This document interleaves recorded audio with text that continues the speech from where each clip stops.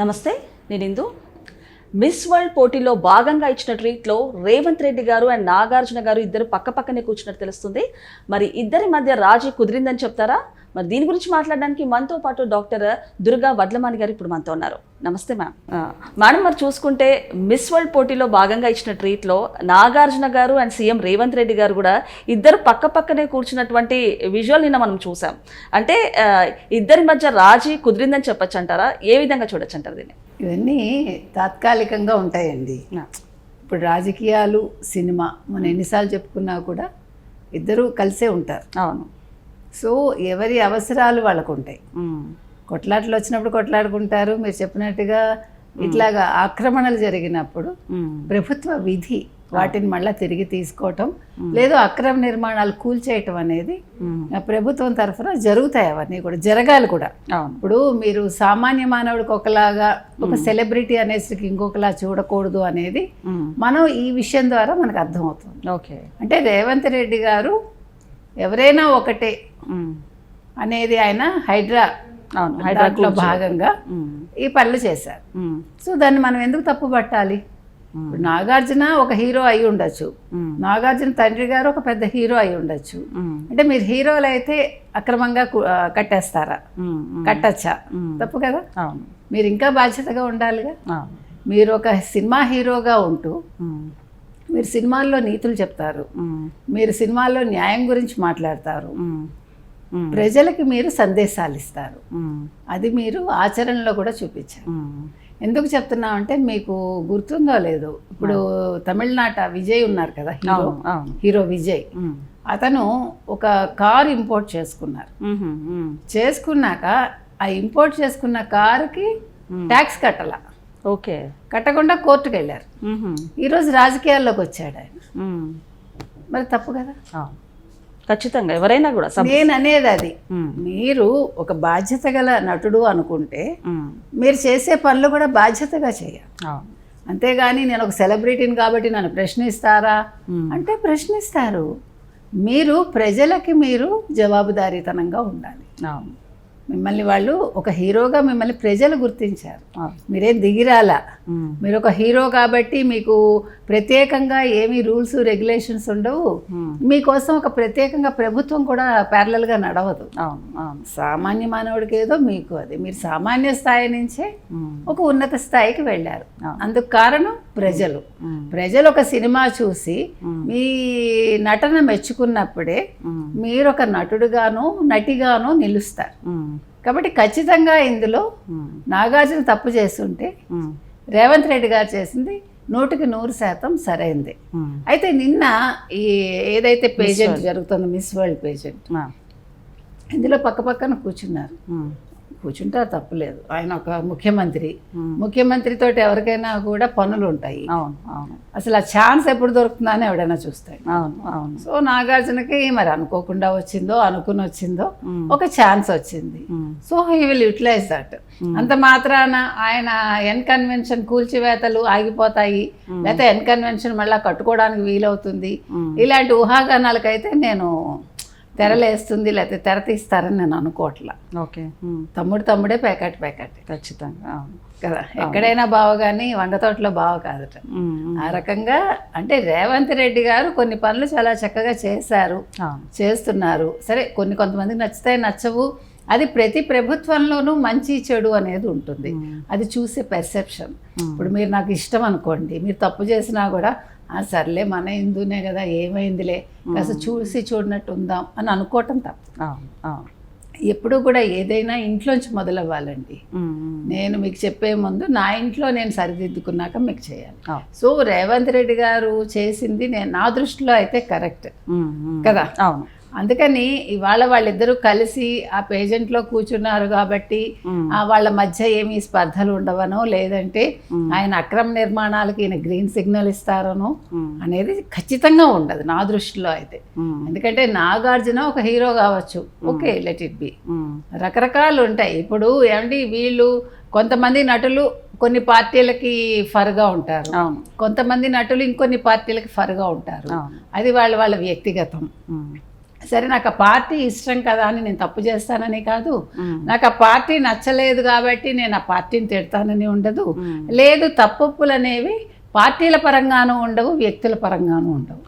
ఒక మనిషిగా, ఒక సెలబ్రిటీగా పక్కన పెట్టి ఒక మనిషిగా నాగార్జున చేసింది తప్పైనప్పుడు ఖచ్చితంగా అది ఏ ప్రభుత్వం ఉన్నా, ఒకవేళ కాంగ్రెస్ ఉన్నా, రేపొద్దున ఒకవేళ ఇంకో ప్రభుత్వం వచ్చినా కూడా తప్పుగానే చూడాలి. రేపొద్దున ఇంకో ప్రభుత్వం వచ్చాక మళ్ళా నాగార్జున గారికి ఓకే మీరు కన్వెన్షన్ కట్టేసుకోండి అంటే ప్రజలు ఊరుకోకూడదు. సో మీరు అన్నట్టు సీఎం రేవంత్ రెడ్డి గారు ఒక చిన్న పెద్ద లేకుండా, అలాగే సెలబ్రిటీ అనేది లేకుండా ఒక న్యాయంగానే ముందుకు వెళ్ళారని చెప్పొచ్చు అంటారు? ఖచ్చితంగా చెప్పచ్చు, ఎందుకంటే వెళ్ళాలి కూడా. ఒక ముఖ్యమంత్రి స్థాయిలో ఉన్న వ్యక్తి తన పరభేదాలు ఉండకూడదు. నాకు ఇతను నచ్చాడు కాబట్టి ఓకే చూసి చూడనట్టు ఉంటాను కాదు. హైడ్రా ఎందుకు తీసుకొచ్చారండి? ఇప్పుడు మూసీ పరివాహక ప్రాంతం ఏదైతే ఉందో అక్కడ నాళాల మీద ఇల్లు కట్టేయటం వల్ల ప్రతి వర్షాకాలం మనం చూస్తున్నాం ఎంత ఘోరాలు జరుగుతున్నాయి. నీళ్ళు ఎక్కడికి వెళ్తాయి? ఇప్పుడు మనం ఒక నాళా మీద ఇల్లు కట్టేసుకుంటే మన తప్పు కదండి. కరెక్ట్, నాకు ఇల్లు కావాలి, నేను ఒక చోట నివాసం ఉండాలి అని చెప్పి నేను ప్రజలకి సంబంధించిన ఒక దాని మీద ఇల్లు కట్టుకోవటం అనేది ఒక స్థలంలో ఇది అందరికీ సంబంధించింది కదా. నాళా అనేది అందరికీ సంబంధించి. మేడం, మరి ఈ నేపథ్యంలో చూసుకుంటే హైడ్రాకి సంబంధించి పెద్దవాళ్ళ కంటే కూడా ఒక పేదవాళ్ళకి టార్గెట్ చేసి, అంటే పేదవాళ్ళు చాలా సఫర్ అయినట్టు తెలుస్తుంది. అంటే వాళ్ళు ఒక ఈఎంఐ ద్వారానో కష్టపడి సంపాదించుకొని ఆ ఇల్లు అనేది కన్స్ట్రక్ట్ చేసుకుంటారు ఒక కళగా. అలాంటిది ఇవాళ రోజున పేదవాళ్ళ ఇళ్లను ఇలా కూలగొట్టడము వాళ్ళకి ఎంతవరకు కరెక్ట్ అంటారు? మామూలుగా అంటే మీరు కొనుక్కునేటప్పుడు మీ బాధ్యత కదా. మీరు ఇప్పుడు ఇంత లోన్లు పెట్టుకుని ఇంత కష్టపడి మీరు ఒక ఇల్లు కొనుక్కుంటారు. కొనుక్కున్నప్పుడు మనం కాగితాలు పరిశీలించుకుంటామా? సార్, వాళ్ళకి అఫీషియల్ గా కూడా లీగల్ కనెక్షన్స్ కానివ్వండి, లేకపోతే అవన్నీ పక్కన పెట్టండి. నేనేం అడుగుతున్నానంటే, ఇప్పుడు నేను ఒక ఇల్లు కొనుక్కుంటున్నానండి, ఆ పరిసరాలు చూసుకోవాలిగా. ఇప్పుడు ఇది నాళా మీద కట్టారు, ఇది తప్పు అనే భావన నాలో ఉండాలి. మీకు అర్థమైందా? ఒక పౌరుడిగా లేకపోతే పౌరురాలిగా నేను ఆలోచించాల్సింది ఏంటంటే, నాకు ఇల్లు కావాలి, కరెక్టే, నేను చాలా కష్టపడి ఒక ఇల్లు కొనుక్కుంటున్నా, నేను ఎన్నో అప్పులు చేసి కొనుక్కుంటున్నా, కానీ నా బాధ్యత ఏంటంటే నేను కొనుక్కునే ముందు అది నాళా దగ్గర ఉంది లేదా నాళా మీద ఉంది, దీని వల్ల మిగిలిన వాళ్ళకి ఇబ్బంది అవుతుంది, ఆ ఆలోచన నాలో. కానీ గవర్నమెంట్ కూడా దీనికి ఏమి అపోజిట్ గా మాట్లాడలేదు. ముందు ప్రభుత్వాలు అలా చేశాయి, ఆ తప్పుని వాళ్ళు సరిదిద్దుతున్నారు, మనం యాక్సెప్ట్ చేయాలండి. ఇప్పుడు ఒక యుద్ధం జరుగుతుంది, యుద్ధంలో అమాయకులు చచ్చిపోతారు, తప్పు చేసిన వాళ్ళు చచ్చిపోతారు, కానీ యుద్ధం మానేస్తామా మనం?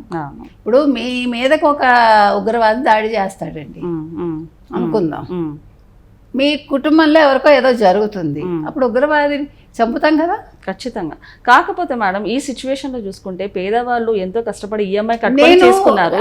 అలాంటిది వీళ్ళకి అంటే వీళ్ళ పరిస్థితి ఏమంటారు? ఏం అవ్వట్లేదు, వాళ్ళకి కాంపెన్సేషన్ ఇస్తున్నారు, లేదా వేరే చోట ఇల్లు చూపిస్తున్నారు కదా. Utilize that. నాకు దూరం కాబట్టి నేను వెళ్ళను. ఏమంటే మీరు ఆరోగ్యం ఆలోచించండి ఫస్ట్. మనం ఆలోచించాల్సింది ఇప్పుడు వ్యక్తుల ఆరోగ్యం ముఖ్యం కదా. ఇప్పుడు మీరు ఒక నాళా దగ్గర ఉంటే ఆ వాసనకి మీ ఊపిరితిత్తులు పాడవుతాయి. ఖచ్చితంగా ఖచ్చితంగా. కేటీఆర్ గారు ఏమన్నారు, నేను వెళ్ళి అక్కడ ఒక వారం రోజులు ఉంటాను, నువ్వు జీవితకాలం ఉంటావా? మనం కేటీఆర్ గారిని అడుగుతున్నాం. అవును అవును. మీరు జీవితకాలం ఆ నాళా దగ్గర మీరు బతుకుతారా? మీ ఆరోగ్యం బాగుంటుందా?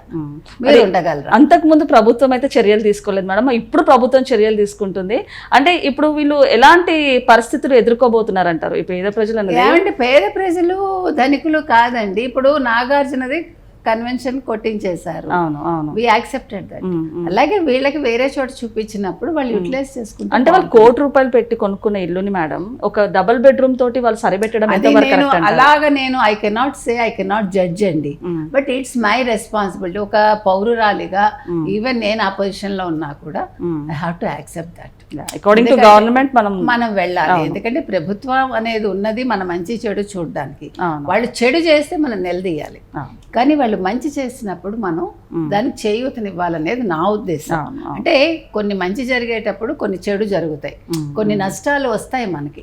కానీ మీరు ఆలోచించాల్సింది ఏంటంటే, ఏ విషయమైనా సరే ఇవాళ ఒక పని చేస్తున్నాం అంటే లాంగ్ రన్ లో దీని ప్రభావం ఎలా ఉంటుంది, లేదు లాంగ్ రన్ లో ఇది ఎంతమందిని ఇబ్బంది పెడుతుంది, ఈ ఆలోచన ప్రతి మనిషిలోనూ కలగాలి. నిజంగానే మీరు అన్నట్టు ఒకవేళ ప్రభుత్వం కనుక సరిగ్గా ఉండుంటే ఇవాళ ప్రజలు కూడా ఒక కరెక్ట్ నేపథ్యంలో కూడా ఉండేవాళ్ళని డెఫినెట్ గా. ఇప్పుడు మీకు ఏమైతుందంటే వలసలు ఎక్కువైపోయాయి. అవును. ఇప్పుడు హైదరాబాద్ అనేది ప్రతి వాళ్ళకి కూడా ఆ, పని దొరుకుతోంది. ఆ, ఆ పని కోసం వచ్చేసినప్పుడు ఎవరు ఎక్కడ ఏది దొరికితే అది తీసేసుకుంటున్నారు. ఇప్పుడు వాళ్ళందరినీ వెనకేసుకొచ్చే వాళ్ళు చాలా మంది ఉంటారు, కొన్ని పార్టీలు ఉంటాయి. వాళ్ళు ఎవరైనా వాళ్ళ స్థలంలో వీళ్ళని ఇల్లు వేసుకొని ఇస్తారు. మీరు చెప్పండి నాకు. ఇప్పుడు ఎంత కమ్యూనిస్టులైనా లేదు మరొక పార్టీ వాళ్ళైనా వాళ్ళకి ఆస్తులు లేకుండా ఉన్నాయా? వాళ్ళ ఆస్తిని వీళ్ళకి ధారాదత్తం చేస్తారు? చెయ్యరు కదా. వాళ్ళు ఎదగడం కోసం వీళ్ళని రెచ్చగొడతారు. వీళ్ళు ఆఖరికి ఏమవుతారు, నా ఘర్కా నా ఘాట్కా అన్నట్టుగా అవుతుంది. అలా కాకుండా కొన్ని సందర్భాల్లో మనం కొన్ని ఒప్పుకొని అంటే సామరస్య ధోరణిలో వెళ్ళిపోతే అప్పుడు మిగిలిన ప్రజలకి మంచి జరగచ్చు. వాళ్ళు కూడా సరే అడ్జస్ట్మెంట్ అనేది కొంత టైం పడుతుంది, నేనేం కాదని అంటల్లా.